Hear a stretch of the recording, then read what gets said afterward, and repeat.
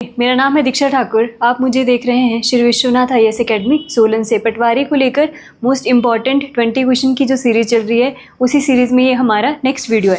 चलते हैं, देखते हैं पहला क्वेश्चन जो है वो क्या है। पहला क्वेश्चन है हमारा, किन्नौरी जनजाति मुख्य रूप से हिमाचल प्रदेश के किन्नौर जिले में निवास करती है। The Kinnauri tribe predominantly inhabits the Kinnaur district of Himachal Pradesh.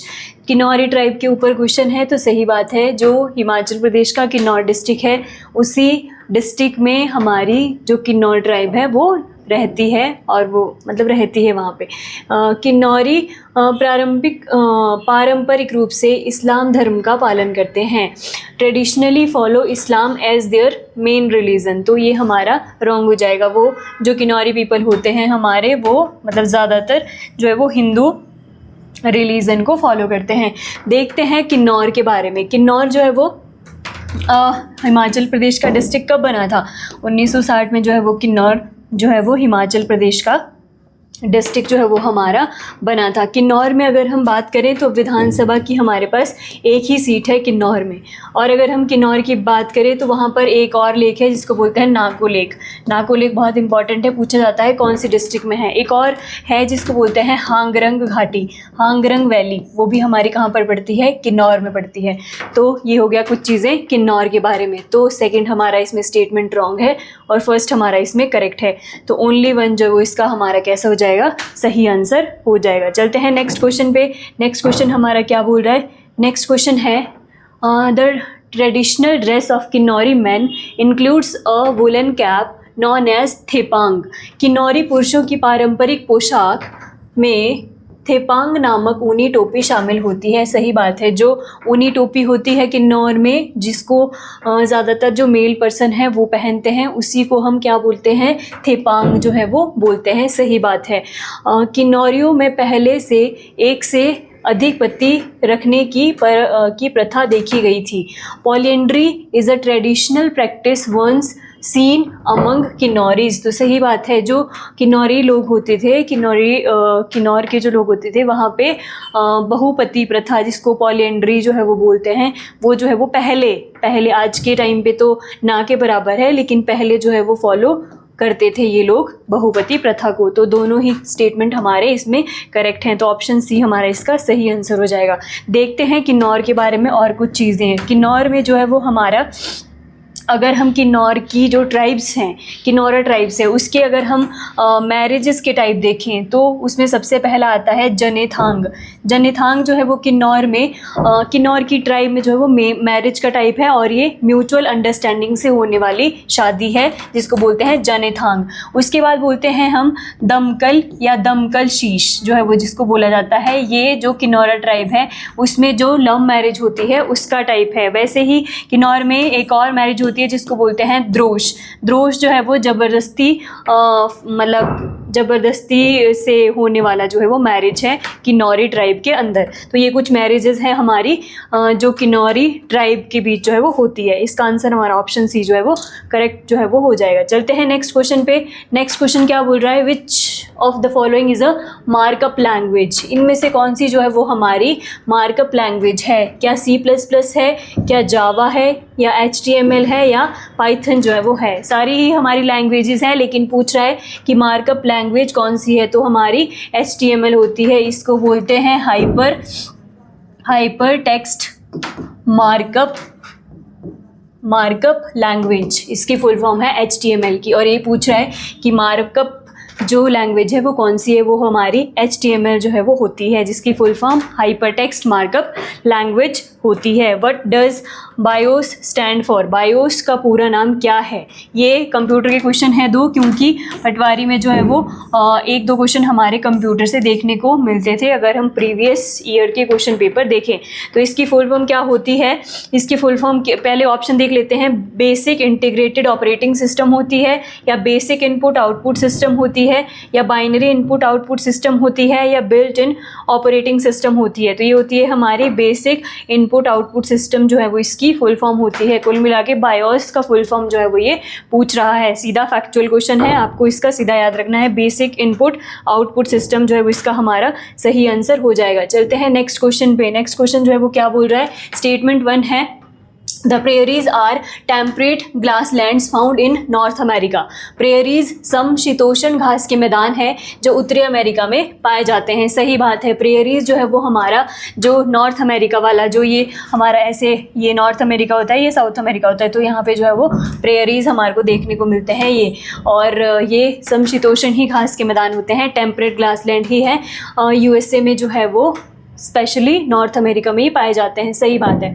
Statement है स्टेपीज जो है वो the steppes are tropical grassland located in Africa. Steppes Africa में स्थित उष्णकटिबंधीय घास के मैदान है। स्टेपीज हमारा अफ्रीका में नहीं पड़ते। जो स्टेपीज घास के मैदान होते हैं हमारे वो एशिया में देखने को मिलते हैं, यानी कि एशिया कॉन्टिनेंट में हमारे को देखने को मिलते हैं स्टेपीज। अगर हम अफ्रीका की बात करें तो अफ्रीका के जो ग्रासलैंड होते हैं उनको बोलते हैं सवाना। सवाना ग्रासलैंड हमारे अफ्रीका में पाए जाते हैं। और उसके अलावा वेल्ड जो है वो हमारे ये जो अफ्रीका कॉन्टिनेंट है इसमें देखने को हमें मिलते हैं। ये दोनों हमारे अफ्रीका के हैं, लेकिन स्टेपीज हमारा एशियन कॉन्टिनेंट में आपको देखने को मिलता है। तो इसमें सेकंड हमारा रॉन्ग है, फर्स्ट हमारा सही है। तो ओनली वन जो है वो इसमें हमारा कैसा हो जाएगा, सही आंसर हमारा हो जाएगा। चलते हैं हम हमारे नेक्स्ट क्वेश्चन पे। नेक्स्ट क्वेश्चन जो है वो क्या बोल रहा है, नेक्स्ट क्वेश्चन है स्टेटमेंट 1 है pampas are extensive treeless plains in South America. Pampas दक्षिणी अमेरिका के विस्तृत बिना पेड़ों वाले मैदान है। तो सही बात है, लेकिन अगर हम स्पेसिफिकली बात करें जो पंपास है हमारे वो जो अर्जेंटीना देश है साउथ अमेरिका का, वहाँ पे जो है वो पाए जाते हैं पंपास। और ये बिना पेड़ों वाले हैं क्योंकि इसमें घास जो है वो होती है, लंबी लंबी घास पाई जाती है पंपास में। और पंपास जो है वो हमारा नॉर्थ अमेरिका का जो देश है अर्जेंटीना, वहाँ पे स्पेशली जो है वो पाए जाते हैं। सवाना विरल पेड़ों से युक्त होते हैं और मुख्यतः ऑस्ट्रेलिया में पाए जाते हैं। रॉन्ग है स्टेटमेंट, अभी सवाना बता चुकी हूँ मैं आपको।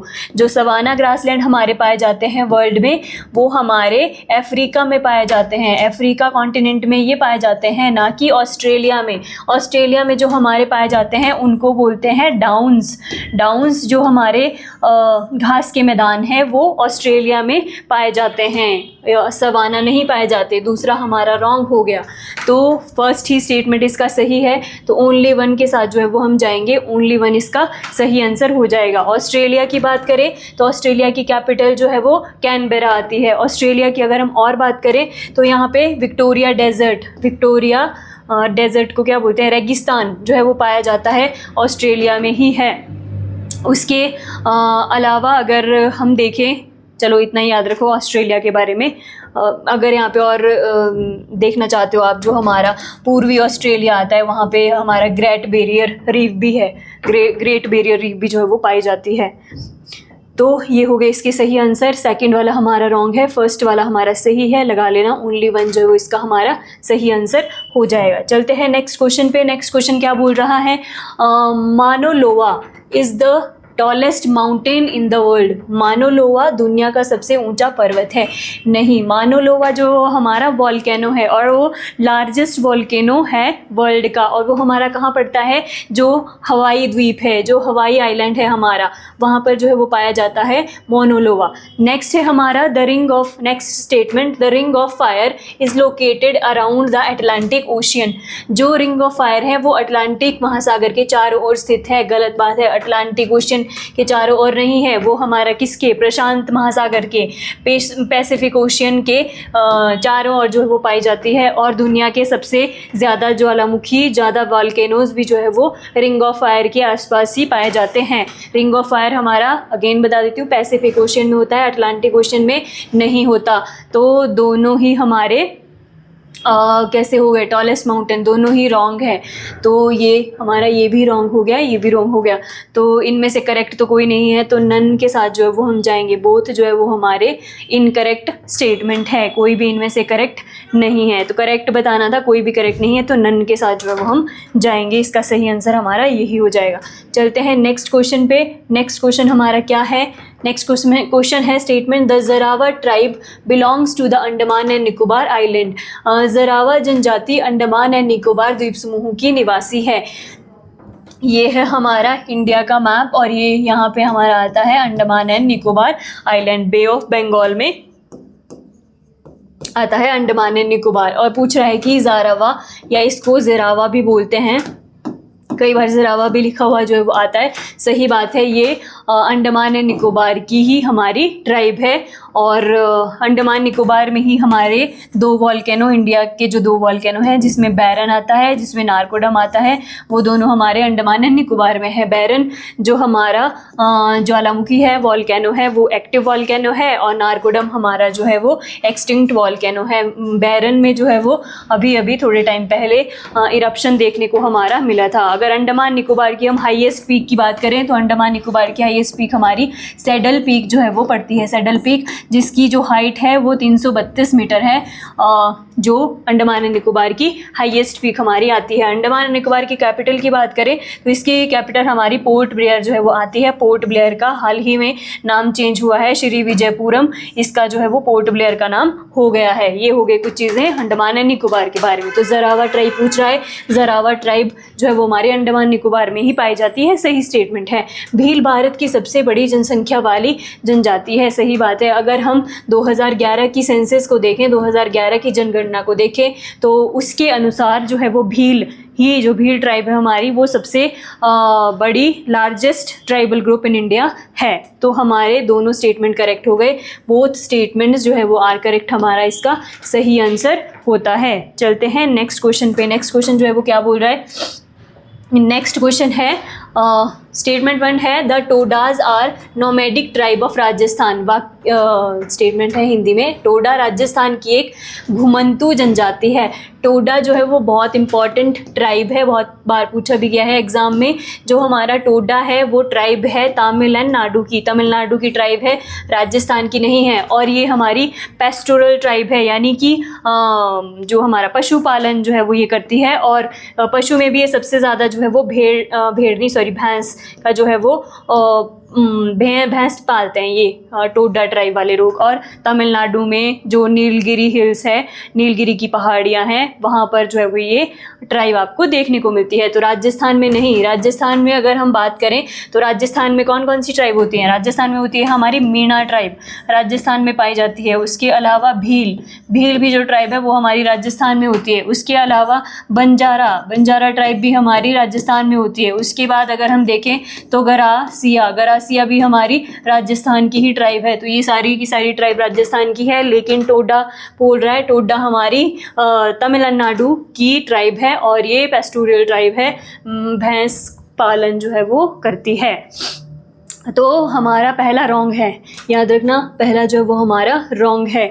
स्टेटमेंट 2 है tribal communities in India are governed by provisions of the 5th and 6th schedule of the constitution. Bharat में जनजातीय समुदाय संविधान की 5वीं और 6ठी अनुसूची के अंतर्गत शासित होते हैं। तो सही बात है, जो हमारे 5th शेड्यूल है और जो 6th शेड्यूल है उसमें जो है वो हमारा ये जो ट्राइबल कम्युनिटी है उनके बारे में बताया गया है। और जो ये हमारी 6th शेड्यूल है इसमें क्या है, इसमें हमारे अभी के टाइम पे प्रेजेंट में 4 ही स्टेट शामिल हैं, जो कि हैं हमारे असम, मेघालय, त्रिपुरा और मिज़ोरम। ये 4 स्टेट हमारे 6th शेड्यूल में आते हैं। और आपने रिसेंट में न्यूज़ में भी सुना होगा कि जो लद्दाख है वो स्टेट की मांग कर रहा है और उसके बाद डिमांड कर रहा है कि हमें जो है वो 6th शेड्यूल में शामिल किया जाए। तो याद रखना 6th शेड्यूल जो है वो हमारी ट्राइबल कम्युनिटी से ही रिलेटेड है, जिसमें 4 स्टेट्स अभी के टाइम शामिल हैं। और अगर लद्दाख को भी स्टेट, जो लद्दाख है वो भी मांग कर रहा है हमारी 6th शेड्यूल में आने के लिए। तो ये हमारा सही हो गया सेकंड स्टेटमेंट। फर्स्ट हमारा रॉन्ग है, सेकंड हमारा सही है। तो ये ओनली बी या ओनली 2 जो है वो लगा लो, यहाँ हमारा जो है वो करेक्ट स्टेटमेंट है, पहला वाला इनकरेक्ट स्टेटमेंट हमारा हो जाता है। चलते हैं नेक्स्ट क्वेश्चन पे। नेक्स्ट क्वेश्चन जो है वो क्या बोल रहा है, नेक्स्ट क्वेश्चन है the Bhutia tribe practices Buddhism and is mainly found in Sikkim. Bhutia जनजाति बौद्ध धर्म का पालन करती है और मुख्यतः सिक्किम में जो है वो पाई जाती है। तो सही बात है हमारी। जो भूतिया ट्राइब है इसको भूटिया भी बोलते हैं, भूतिया भी बोलते हैं। दो ये ट्राइब है जो कि हमारी बौद्ध धर्म को जो है वो प्रैक्टिस करती है और हमारी कहाँ, सिक्किम में जो है वो पाई जाती है। सही बात है। अगर सिक्किम की दूसरी एक ट्राइब की बात करें जिसका नाम है लेप्चा, लेप्चा ट्राइब भी हमारी सिक्किम में पाई जाती है और इम्पॉर्टेंट है ये ट्राइब, ये एग्जाम में कई बार पूछ ली जाती है कि लेप्चा जो है वो कौन सी स्टेट की जो है वो हमारी ट्राइब है। अगर हम सिक्किम की बात करें तो सिक्किम जो है वो हमारा स्टेट बना था कब, 36th कॉन्स्टिट्यूशनल अमेंडमेंट एक्ट 1975 के तहत ये जो है वो हमारा सिक्किम भारत का स्टेट जो है वो बना था। 75 में ये हमारा स्टेट बनता है। अगर हम सिक्किम की बात करें तो सिक्किम में विधानसभा की जो है हमारी 32 सीट्स जो है वो है। अगर हम सिक्किम की बात करें तो सिक्किम में ही हमारा जो है वो सिक्किम को ही हमारा इंडिया का फर्स्ट ऑर्गेनिक स्टेट भी डिक्लेयर किया गया था। अगर हम सिक्किम की बात करें तो सिक्किम जो है वो हमारा जब वो चला था ना स्वच्छ भारत मिशन हमारा कब चला था, ये चला था हमारा 2014 में। इसके तहत जो हमारा ODF open defecation free state भी हमारा जो पहला स्टेट था इंडिया का वो भी हमारा सिक्किम में ही था। सिक्किम के अगर हम सीएम की बात करें तो प्रेम सिंह तमांग जी जो है वो यहाँ पे हमारे सीएम जो है वो देखने को मिलते हैं। अगर हम यहाँ पे नेशनल पार्क की बात करते हैं सिक्किम में तो हमारा कंचनजंगा नेशनल पार्क हमारा सिक्किम में आता है। कंचनजंगा नेशनल पार्क हमारा कंचनजंगा जो है वो प्रेजेंट में इंडिया की बाउंड्री के अंदर, अगर इंडिया की हाईएस्ट पीक देखें तो वो भी हमारी कौन सी, कंचनजंगा जो है वो पड़ती है। कंचनजंगा दुनिया की थर्ड जो है वो हमारी थर्ड सबसे ऊंची चोटी है, सबसे ऊपर माउंट एवरेस्ट, फिर K2, फिर कंचनजंगा का नाम जो है वो आता है जो कि हमारी सिक्किम में ही है। तो ये हो गया सिक्किम के बारे में कुछ चीज़ें। नेक्स्ट है सेंटलीज जनजाति का बाहरी दुनिया से नियमित संपर्क होता है। The Sentinelese tribes has regular contact with the outside of the world. पहली बात तो ये सेंटलीज होती कहाँ पर है, सेंटलीज हमारी अंडमान एंड निकोबार में जो है वो पाई जाने वाली ट्राइब है और ये बाहरी दुनिया से संपर्क में नहीं है। ये जो आउटसाइड वर्ल्ड है उससे कनेक्टेड नहीं है, ये अपने में ही रहते हैं और दुनिया से जो बाहर की दुनिया है उनसे उनका कांटेक्ट जो है वो ना के बराबर है, ना नहीं ही है इनका कांटेक्ट एक हिसाब से देखें तो ये दूसरा हमारा जो है वो रॉन्ग हो गया। अगर हम अंडमान एंड निकोबार की बात करें तो मतलब वहाँ की और ट्राइब अगर हम देखें तो उसमें जो अभी हमने देखा जिसका नाम था जरावा, ये भी यहाँ पे जो है वो देखने को मिलती है। इसके अलावा शोम्पेन हमारी ट्राइब है अंडमान एंड निकोबार में, ये भी हमारे को देखने को मिलती हैं। तो इसका मैंने इतना ज़्यादा लिख दिया इसमें तो स्टेटमेंट अब ध्यान में नहीं आ रहा है। भूटिया ट्राइब ये तो सही बात हो गई, सेंटलीज दूसरी हमारी गलत हो गई, तो ओनली वन जो है हमारा सही आंसर हो जाएगा। देखो जब यहाँ पर इतना सारा कुछ चीज़ें हो जाती है तो कई बार स्टेटमेंट जो है वो ढंग से नहीं समझ में आती, तो उसके बाद कई बार जो है वो मतलब ऑप्शन गलत लग जाता है, लेकिन एक्सप्लेनेशन मैंने सही करी है और इसमें ओनली वन जो है वो मतलब यहाँ तो मैंने देख लिया है कि ओनली वन जो है वो हमारा सही आंसर हो जाए, तो थोड़ा आप देख लिया करो उन चीज़ों को भी। चलते हैं नेक्स्ट क्वेश्चन पे। नेक्स्ट क्वेश्चन हमारा क्या बोल रहा है, नेक्स्ट है statement 1, the reserve bank of India was establish in 1935। भारतीय रिजर्व बैंक की स्थापना 1935 में हुई थी। सही बात है। आरबीआई जो है वो इसको बैंकों का बैंक भी बोलते हैं। इसकी स्थापना हमारी यंग हिल्टन कमीशन की सिफारिश पर 1935 में ही जो है वो हुई थी और हाँ 1935 में जो हुई थी। अगर हम इसके नेशनलाइजेशन की बात करें, जो आरबीआई का राष्ट्रीयकरण कब हुआ था, वो हमारा 1949 में आरबीआई का राष्ट्रीयकरण जो है वो हुआ था। तो ये हो गया कुछ आरबीआई के बारे में। स्टेटमेंट 2 है, the governor of RBI is appointed for a fixed term of 7 year. RBI के गवर्नर की नियुक्ति 7 साल की निश्चित अवधि के लिए होती है। गलत बात है, 7 साल के लिए नहीं होती, 3 साल के लिए होती है और एक्सटेंड अगर उनका कार्यकाल होता है तो 5 साल तक जो है वो किया जा सकता है। तो सेकंड स्टेटमेंट हमारा रॉन्ग है, फर्स्ट ही हमारा जो है वो करेक्ट है। तो ओनली वन इसका हमारा कैसा हो जाएगा, सही आंसर इसका हमारा हो जाएगा। चलते हैं हम हमारे नेक्स्ट क्वेश्चन पे। नेक्स्ट क्वेश्चन जो है वो क्या बोल रहा है, नेक्स्ट क्वेश्चन है, the United nation was establish in 1945 after world war. संयुक्त राष्ट्र की स्थापना द्वितीय विश्व युद्ध के बाद 1945 में हुई थी। तो सही बात है। यूनाइटेड नेशन ऑर्गेनाइजेशन ये कब बनी थी हमारी, ये बनी थी 24 अक्टूबर 1945 को ये बनाई गई थी। और प्रेजेंट में अगर इसका हम हेडक्वार्टर देखें तो वो हमारा न्यूयॉर्क में आता है। और हाँ, यही सारी चीज़ें इसके बारे में। द संयुक्त राष्ट्र का मुख्यालय जिनेवा, जिनेवा नहीं है, मैंने अभी बताया आपको, न्यूयॉर्क में आता है। जिनेवा में अगर मैं आपको बताऊं तो किसका आता है, हमारा वर्ल्ड ट्रेड ऑर्गेनाइजेशन WTO, इसका हेडक्वार्टर हमारा जिनेवा स्विट्ज़रलैंड में आता है। इसके अलावा अगर हम देखें इंटरनेशनल लेबर ऑर्गेनाइजेशन जो बनी थी हमारी कब, 1919 में जो है वो ये इंटरनेशनल लेबर ऑर्गेनाइजेशन बनाई गई थी, जिसका हेडक्वार्टर भी हमारा जिनेवा में ही आता है। जिनेवा प्रेजेंटली इन स्विट्ज़रलैंड में जो है वो आता है। तो क्या हो गया, इसका जो पहला है वो हमारा सही है और दूसरा जो है हमारा वो रॉन्ग है। तो ओनली वन जो इसका हमारा सही आंसर हो जाएगा। चलते हैं नेक्स्ट क्वेश्चन पे।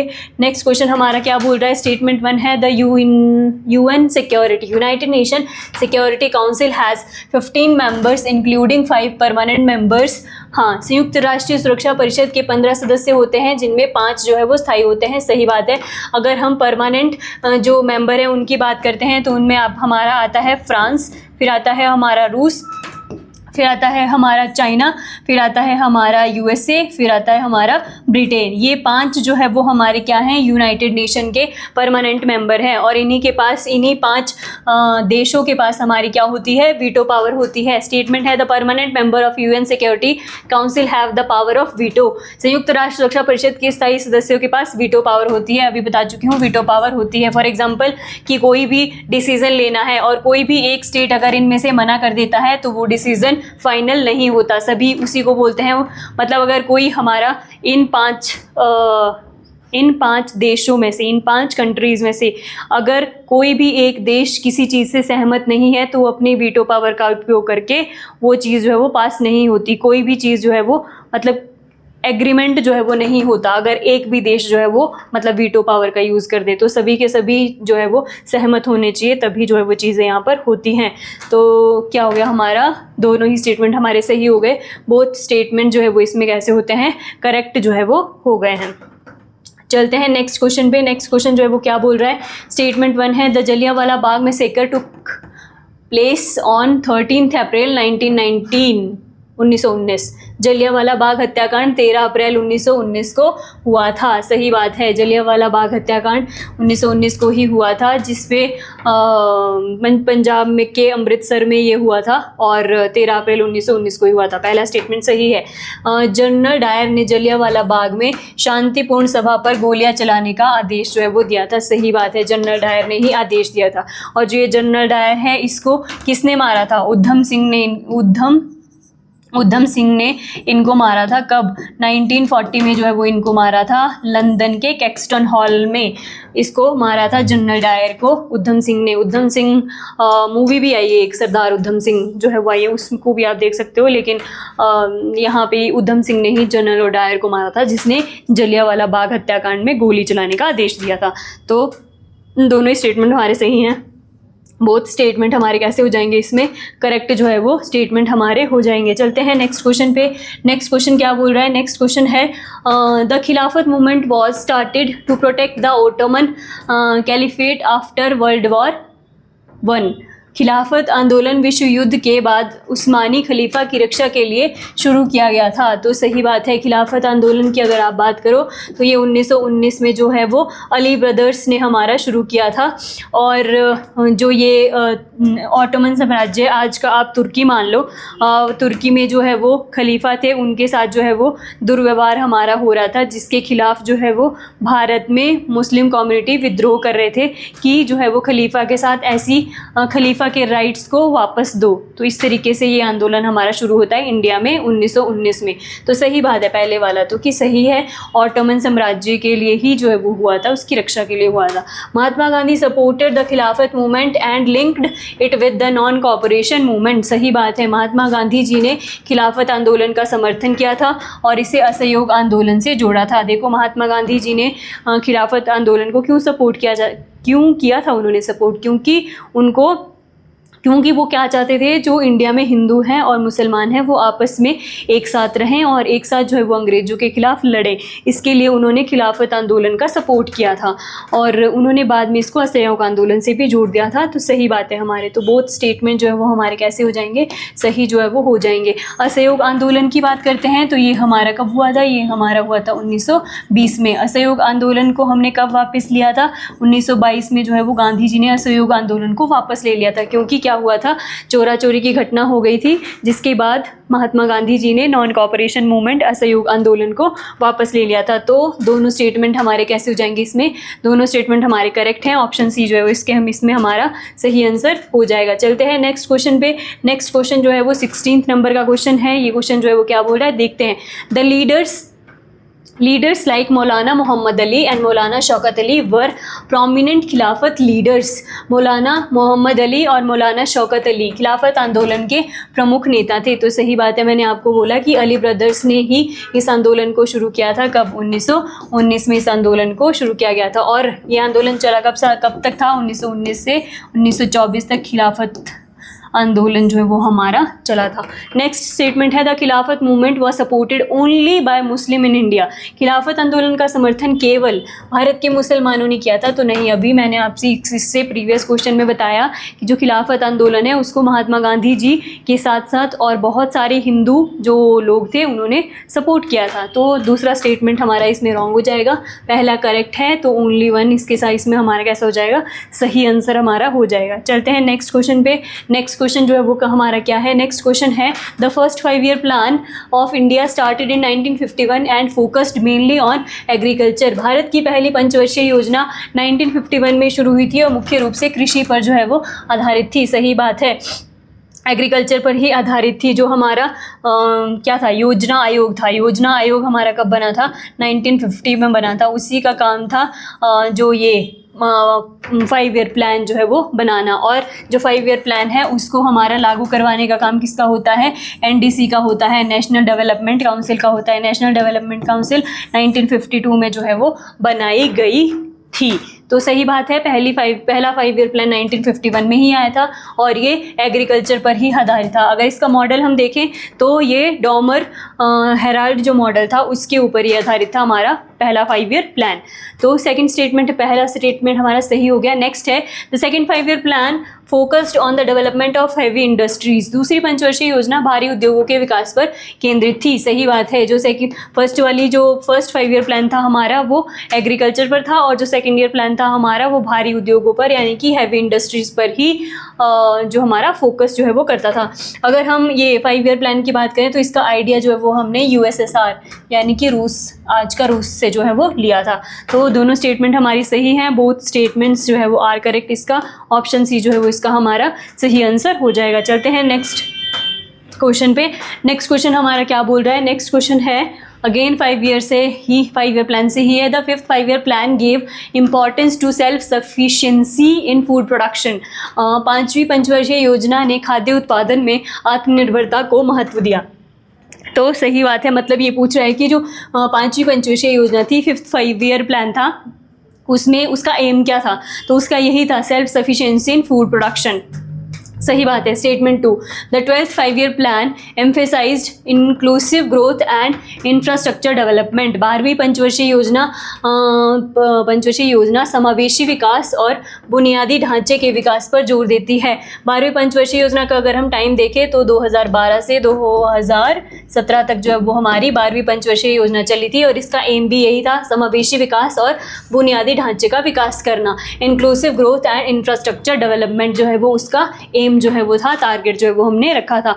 बोथ स्टेटमेंट जो है वो हमारी कैसी हो जाएंगी, करेक्ट जो है वो हो जाएंगी। ऑप्शन सी इसका हमारा सही आंसर हो जाएगा। चलते हैं नेक्स्ट क्वेश्चन पे। नेक्स्ट क्वेश्चन जो है वो क्या बोल रहा है, नेक्स्ट क्वेश्चन है GST was implemented in India on 1 जुलाई 2017। भारत में जीएसटी को जुलाई 2017 में लागू किया गया था। सही बात है, जीएसटी जो है हमारा वो जीएसटी बिल लेकर, जीएसटी जो है वो हमारा कौन सा बिल था, तो 122वां बिल जो है वो हमारा जीएसटी था, जो कि 2016 में जो है वो ला गया था, जब ये बिल जो है वो हमारी हमारी पार्लियामेंट से पास हो गया। तो कौन सा अमेंडमेंट हुआ? 101 कॉन्स्टिट्यूशनल अमेंडमेंट एक्ट जो है वो हुआ, और 2017 में 1 जुलाई 2017 को जीएसटी को लागू कर दिया गया। जीएसटी एक प्रकार का इनडायरेक्ट टैक्स है। तो पहला स्टेटमेंट हमारा सही हो गया। 1 जुलाई की बात करें तो 1 जुलाई को हम जीएसटी डे भी मनाते हैं इंडिया में। ये हो गया हमारा जीएसटी के बारे में। जीएसटी इज़ अ सिंगल, बता चुकी हूँ मैं, ये indirect tax on the supply of goods and services through India. Bharat में वस्तुओं और सेवाओं की आपूर्ति पर एक एकल अप्रत्यक्ष कर है। सही बात है, इनडायरेक्ट टैक्स है जो कि गुड्स एंड सर्विस पर जो है वो लगता है। बोथ स्टेटमेंट हमारी कैसी हो गई?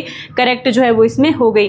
चलते हैं नेक्स्ट क्वेश्चन पे। हमारे नेक्स्ट क्वेश्चन क्या है? CGST is collected by the central government in intra state supplies. CGST केंद्र सरकार द्वारा राज्य के भीतर होने वाली आपूर्ति पर संग्रहित है। सीजीएसटी की पहले फुल फॉर्म देख लेते हैं। CGST central goods and service tax हमारा सीजीएसटी जो है वो आता है, मतलब सेंट्रल केंद्र जो है वो हमारा वसूल करता है, उसको बोलते हैं सीजीएसटी। यस, जो स्टेट के अंदर वसूल किया जाता है सेंटर के द्वारा, उसको सीजीएसटी ही कहा जाता है। पहला स्टेटमेंट हमारा कैसा हो गया? करेक्ट जो है वो हो गया। SGST is collected by the state government in inter state supplies. राज्य सरकार द्वारा राज्य के बाहर होने वाली आपूर्ति पर संग्रहित किया जाता है, बाहर नहीं।